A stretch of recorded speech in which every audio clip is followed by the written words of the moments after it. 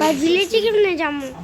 আমাদের একটি শান্তির সংস্কৃতি আমরা সামনে যেখানে সর্বস্তরের সহনশীলতা অহিংসা প্লেস ফুল করা দিচ্ছি কেসো এটা গত ৩.৫ দশক অন্যতম শীর্ষ শান্তিরক্ষা প্রদানকারী দেশ হিসেবে আমাদের অংশগ্রহণ বৈশ্বিক শান্তি নিরাপত্তার প্রতি আমাদের নিরবিচ্ছিন্ন don't say এই মুহূর্তে প্রায় ৬,০০০ বাংলাদেশি শান্তি this is let's go ভাই ম্যাক্স লাগ গাইস এটা কোনো আমি মোডও লাগাই নাই ক্রিয়েটিভ মোডও লাগাই নাই লেটস গো আমি একটা হ্যাক দেখছিলাম গাইস বুঝছো তোমরা চলো দেখি এই হ্যাকটা আসুন নাকি এদিকে একটা বলে সিক্রেট জিনিস আছে টর্চ লাগিয়ে দিই তারপর লুট let's grow bro apple pie গেছি আইনন করে পাইলাম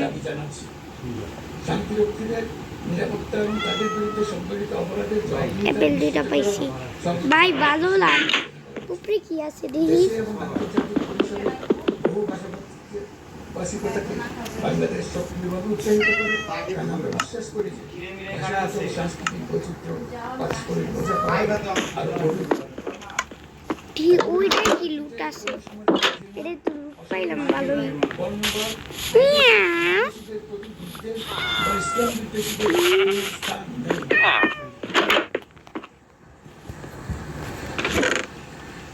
ও লেটস বর্তমানে বিভ্রান্তিমূলক প্রচারণা ঘৃণাত্মক বক্তব্য গুরুতর মন্তব্যের বিষয় হয়ে দাঁড়িয়েছে ভাই লুটটি ভালো ভালো পাইতেছি লিস্টের মধ্যে বিভিন্ন স্বার্থান্বেষী গোষ্ঠীর পক্ষ থেকে উদ্দেশ্যমূলকভাবে বিভ্রান্তিকর সংবাদ ছড়ানো হয়েছে ভাই এখনো চলমান রয়েছে ওরা ম্যাক্স লাগ ওরা এটার জন্য একটা লাইক হয়ে যাক গাইস বুদ্ধিমত্তা নির্ভর ডিপফেক এর প্রসার আইনান করলাম এসবের বিরুদ্ধে আমাদের একসঙ্গে চলো কর্মকাণ্ড এটাই ভালো কিছু দিস লেটস গো টেস্ট পাই গেছি খালি হেলমেটটা আমার বানাইতে হবে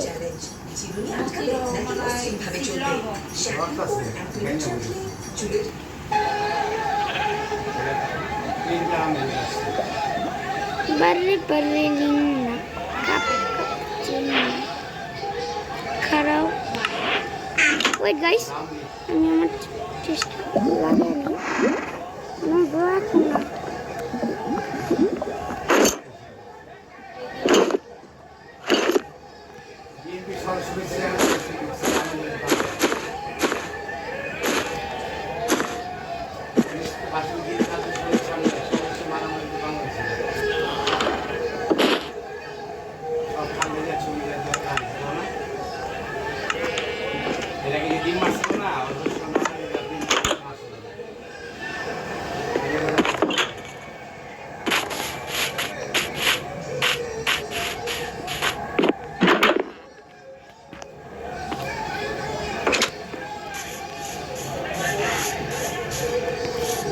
তো এটা একটু নিয়ে আনলাম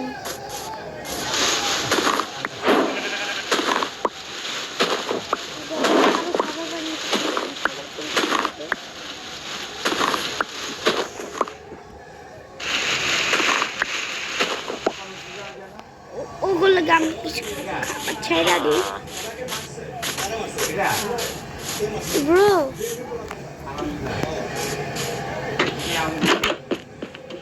ওই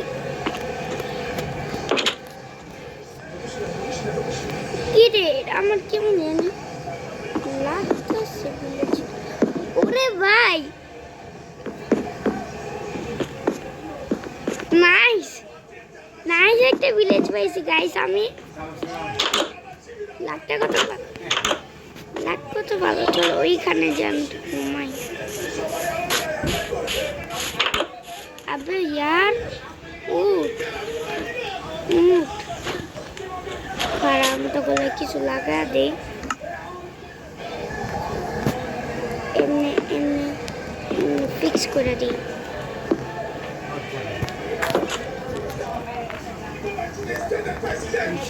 ডিস্টার্ব করাটা ভালোই না।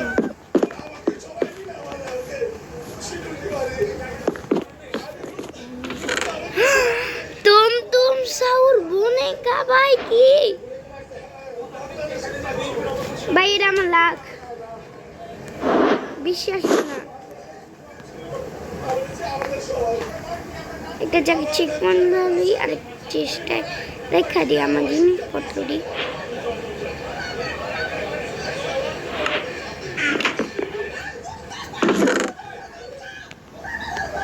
এটা রেখা দেই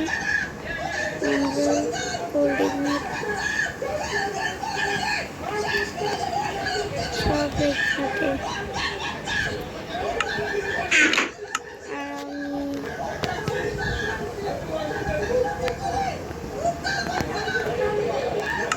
এইগুলো রেখা দেই।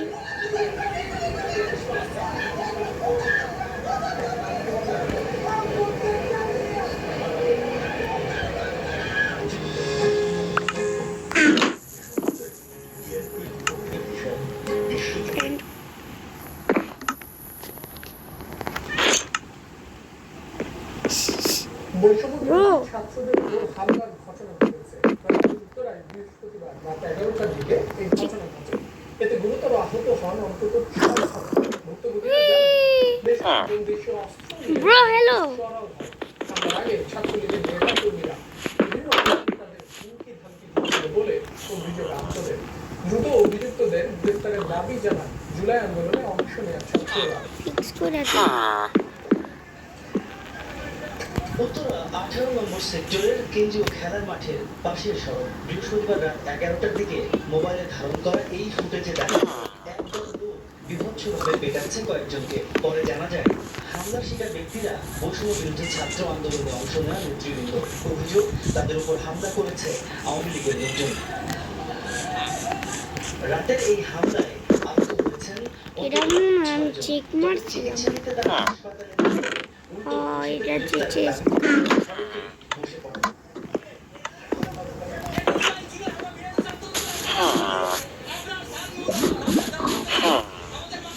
আমি বললাম দেখবি রুট করুন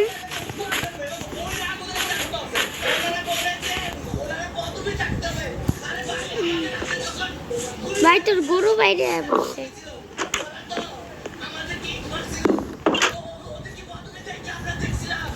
ভোর 4:30টার দিকে ঘটনাস্থলে আসেন সেনা সদস্যরা। আশ্বাস দেন পুলিশকে সাথে নিয়ে হামলাকারীদের শনাক্ত ও দ্রুত গ্রেফতারের। ট্র্যাপ বানায় রাখছি।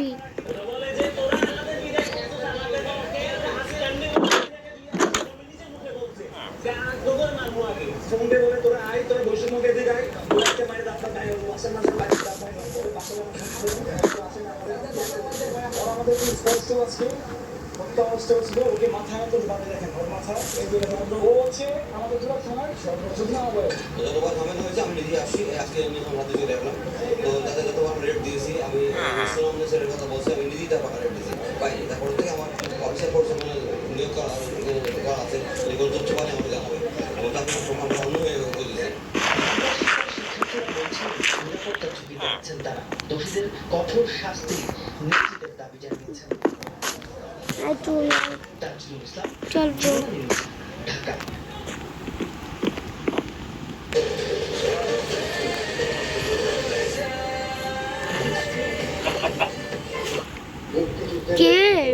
যুক্তরাষ্ট্রে যাওয়ার পথে ঢাকার হযরত শাহজালাল আন্তর্জাতিক বিমানবন্দরে আটকে দেওয়া বাংলাদেশের প্রথম প্রধানমন্ত্রী তাজউদ্দিন আহমেদের ছেলে ও বিগত আওয়ামী সরকারের স্বরাষ্ট্র প্রতিমন্ত্রী শোয়েব তাজকে সংবাদ মাধ্যমকে বিষয়টি নিশ্চিত করেছেন শোয়েব তাজের বোন মাহজাবীন আক্তার।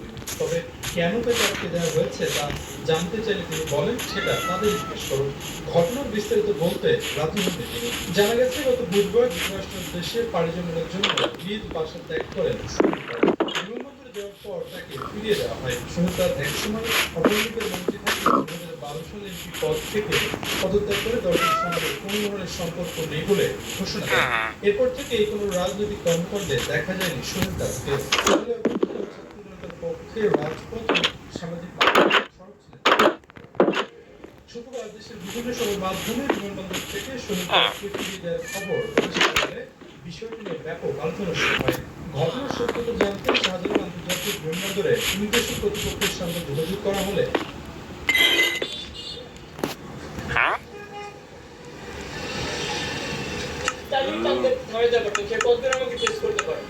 আমার একটা স্পোর্টস বাইক উনি আমাকে ধরে দিতে পারবে ব্রতটা আমার লাগবে তো বাঁচায় রাখুন। উনি ভাবে দাঁড়াইছে উনি সিগন্যাল দিছে ও ভাই আমার মেয়ে পাশে থাকতে মন চিন্তাছে। আমি বলছি ডোর দিতে হচ্ছে আমি থামবো আমার তো সমস্যা নেই উনি যেভাবে দাঁড়াইছে আমি চলে পাঁচ মিনিট চলে যেতে পারবো আমি তো দাঁড়াইনি আমি তো আইনের প্রতি সম্মান জানাইছি এই জন্য কিন্তু আমি আগে 1000 টাকা মামলা খাইছিলাম আমার কিন্তু তখনও যায় রাখছি টান দিয়ে বের হয়ে যাবে কিন্তু বের হয়নি কিন্তু উনি উনি তো আমি বলে কি যে এখানে চলে যেতে আমার সামনে দাঁড়ায় থাকবে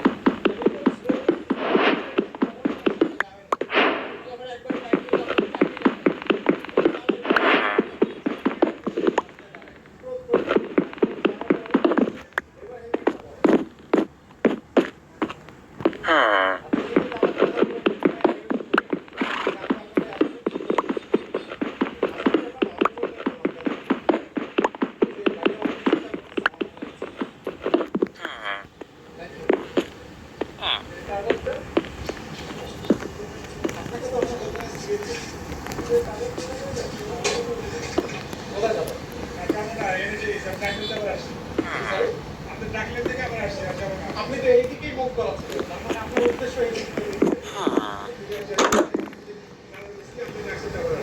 মানে এইদিকে যাওয়ার উদ্দেশ্য না আপনার শিওর সত্যি বলছি। আচ্ছা ঠিক আছে, কাগজপত্র লাইসেন্সটা দেখেন আমাকে। বিশ্বকাপে উন্নয়নে গর্বিত জাতি, গর্বিত নতুন ধারা পরিবার, আবাসনে আস্থা দর্শক, নতুন ধারা, নতুন প্রজন্মে, নতুন পৃথিবী।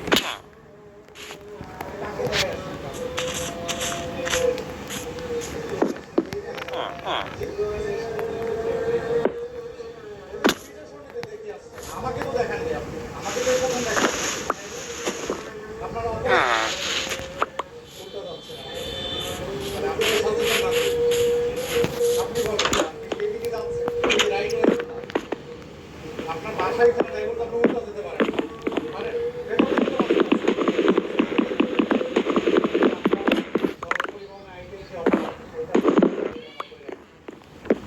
সেটা হচ্ছে উল্টো পথে যাওয়া না, যেটা প্রাথমিক জরিমানা যদি আপনার প্রথমবার তাহলে 1000 টাকা জরিমানা।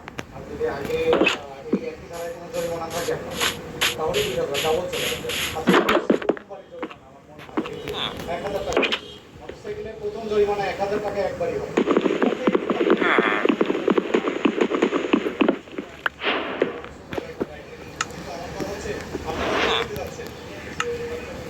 তেল নেওয়ার সাথে হেলমেট না পরার কি কোনো সম্পর্ক আছে?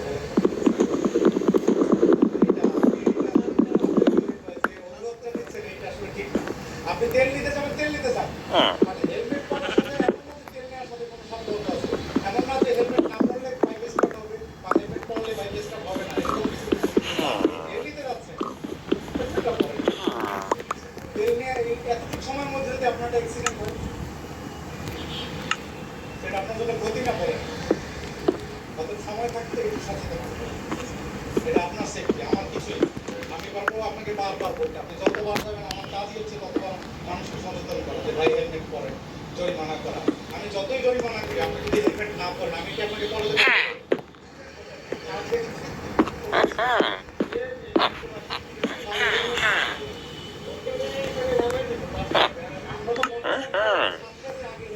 তাহলে আপনি কেন করবেন না?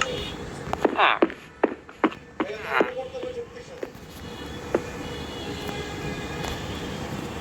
আপনাকে অফিসার সিগন্যাল দিল, আপনি স্লো করবেন। আপনি তো এমন কোনো অপরাধ করবেন যেটার জন্য আইনকে শ্রদ্ধা করা এটা হচ্ছে মানবিক দিক। দেখো আপনার বাসা কোথায়? হেলমেট আছে না? সাথে তো আছে। আজকে কিন্তু জ্যাম নাই, তো আপনি ঠিক আছে আপনার কাজ শেষ হলে আপনাকে মানে আমি পার্সোনালি নিয়ে গিয়ে দেখাবো ওইখানটাতে আজকে জ্যাম নেই। আজকে বুধবার এই এলাকার বড় বড় শপিং মলগুলো বন্ধ। আপনি হেলমেট পরেন না, দ্যাট মিনস আপনার দুজনের কেউই হেলমেট পরেন।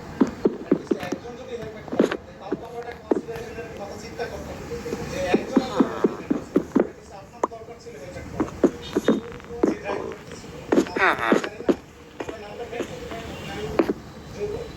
আপনার হেলমেট করাটা দরকার ছিল। আমিও তো আপনার এটা বলতে পারি আমাদের এত যে আনফিল কাজ এত আনফিল কাজ এসব ঠিক কিভাবে বুঝলেন? টাইপ করেন ম্যাক্সিমাম শুক্রবারে দেখছি শুক্রবারে স্পোর্টস লাইট আবার লাগানো এটা টার্গেট করা হয় আমার এটা কিন্তু স্টক যদি আমাকে এটার জন্য নাম্বার দিতে বলছি নাম্বার দিতে পারে না আমাদের এত আপনি কিভাবে বুঝলেন যে এই কাজগুলো আনফিট? আপনি কিভাবে এটা কিন্তু এই সাইড আপনি কিভাবে আমাদের যে ছিলেন, আমাদের সাথে ছিলেন যে বাজে কাজ করছে একবার ছিলাম আচ্ছা যখন পুলিশের ছিল আগে একটা জিনিস এক্স্যাক্টলি জানবেন যে আসলে এই বিষয়টা কতটুকু সত্যি। আর আপনাদের কথা পারে যাবে না জেনে বলতেছেন না যে জেনে কাজগুলো কি বললাম আপনি চেক করেন, আসেন আমাদের সাথে, আমি চেক করে দিতে পারি। না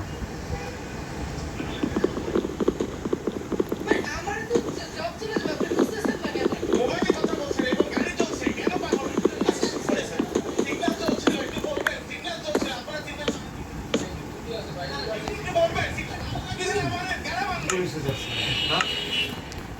রাজধানীতে যানজটের কারণে কর্মক্ষমতা নষ্ট হওয়া, পরিবহন খরচ বৃদ্ধি এবং দুর্ঘটনার ঝুঁকি দিন দিন বাড়ছে। এমন পরিস্থিতিতে সড়কে ট্রাফিক সিগন্যাল বা ল্যাম্পপোস্ট স্থাপন একটি ইতিবাচক পদক্ষেপ হলেও বাস্তবতা নেই। নগরের শাহবাগ থেকে জাহাঙ্গীর গেট পর্যন্ত প্রতিটি ইন্টারসেকশনে ট্রাফিক ল্যাম্পপোস্ট বসানো হয়েছে। বিশেষ করে অতি ব্যস্ত বাংলা মোটর, দারওয়ান বাজার, দ্রুত সরণি ও ফার্মগেট, গুলশান সহ আশপাশের গুরুত্বপূর্ণ মোড়গুলোতে ট্রাফিক আইন না মানার প্রবণতা বেশি দেখা যায়। যানবাহনের গতি নিয়ন্ত্রণ আর পথচারীদের নিরাপদ চলাচল নিশ্চিত করতে সড়কগুলোতে দিন রাত চলে লাল সবুজ বাতি, কিন্তু বাস্তবে সেই বাতির প্রতি নজর নেই পথচারী ও চালকদের। সড়কে লাল আলো জ্বললেও মোটরসাইকেল, প্রাইভেট কার, রিক্সা থেকে শুরু করে বাস, সব যানবাহনই যেন বলে খেয়াল খুশি মতো। পথচারীরাও চলন্ত যানবাহনের সামনে দিয়ে দৌড়ে রাস্তা পার হন, উপেক্ষা করেন খাইছি খাবো না। আচ্ছা পরবর্তী বলতে আমি তো তাড়াহুড়া ছিল তো যার কারণে আমি ওইটা করে আসি লাল বাতি পাওয়ার পর